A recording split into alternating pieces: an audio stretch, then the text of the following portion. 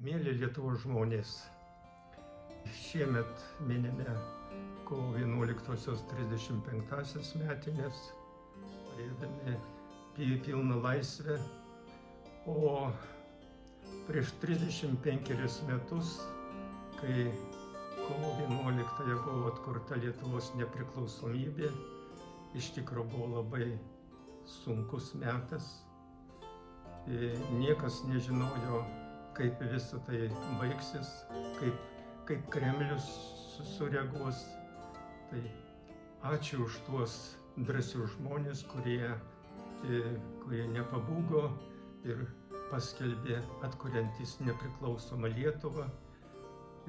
Jau turbūt ne vienas iš tų žmonių jau yra iškeliavę pas Viešpatį.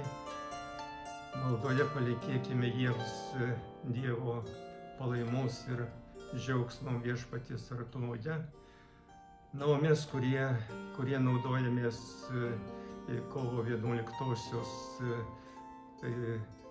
rezultatais atgauta laisvė, pasiryžkime gyventi ne tik rūpinantis savo interesais, bet gyventi dėl Lietuvos, stiprinti Lietuvą, kad ji su kiekvienais metais būtų tvirtesnė, gražesnė.